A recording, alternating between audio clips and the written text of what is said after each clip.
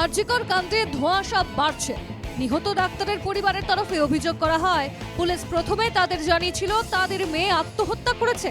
তবে এখানেই শেষ নয়। একটি ভাইরাল অডিও ক্লিপে শোনা যায় আরজিকরের এক প্রভাবশালী ইন্টার্নের প্রসঙ্গ। কারা হতে পারে, কি সাসপেক্ট করছিস তোরা আরজিকরের ছেলেরা? আমরা দাদা সাসপেক্ট করছি এটা ইন্টার্নের কাজ,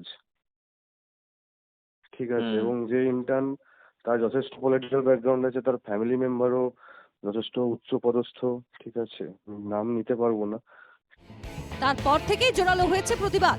ঘটনার দিনেই পুলিশের বিরুদ্ধে অভিযোগ তুলে সরব হয়েছিল বামেরা। তারপর দিন যত গড়িয়েছে উঠে আসছে একাধিক তথ্য।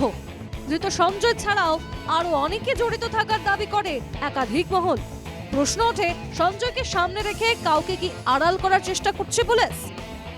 সোমবার আরজিকরের সামনে অস্থায়ী প্রতিবাদ মঞ্চ থেকেই সুর চড়ান বাম নেত্রী মীনাক্ষী মুখোপাধ্যায়। তো এইটাই তো সবথেকে বড় অভিযোগ, পুরো আরজিকর হসপিটালের ভেতরে দুর্নীতির চরম শিখরে চেপেছে। তার জন্যই আজ একটি মেয়ের জীবন চলে গেল। তো এর দায় তো হসপিটাল কর্তৃপক্ষকে নিতে হবে না? এর দায় রাজ্যের স্বাস্থ্যমন্ত্রীকে নিতে হবে না? রাজ্যের মুখ্যমন্ত্রীকে নিতে হবে না? 4 দিন পর স্বীকার করুক আর 4 ঘন্টা পর স্বীকার করুক, দায় নিতেই হবে। বারবার অভিযোগ ওঠে আরজিকরের অধ্যক্ষ সন্দীপ ঘোষের বিরুদ্ধে। সোমবার স্বাস্থ্য ভবনে গিয়ে পদত্যাগ করেন সন্দীপ।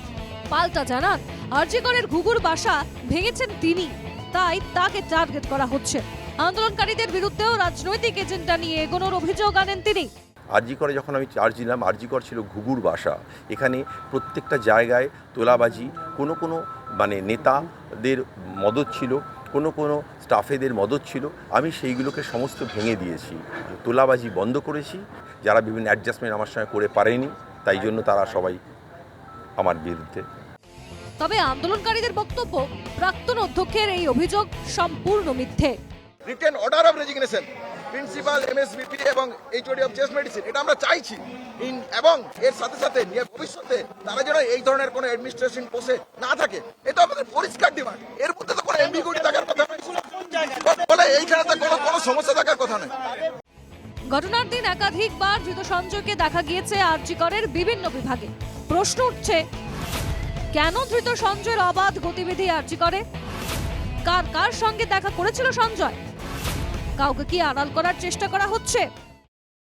আজকে প্রিন্সিপাল নিজে রেজিগনেশন করে দিয়েছিলেন, বলছিলেন যে আমার বাড়িতেও তো বাচ্চারা আছে, যেভাবে আমাকে গালিগালাজ করা হচ্ছে।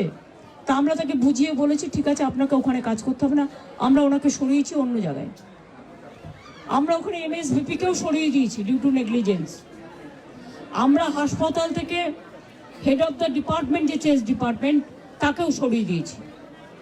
এবং পুলিশ পোস্টে যে এসিপি ছিলেন তাকেও সরিয়ে দিয়েছি। সবাইকেই সরানো হয়েছে। Bureau report, NKTV Bangla.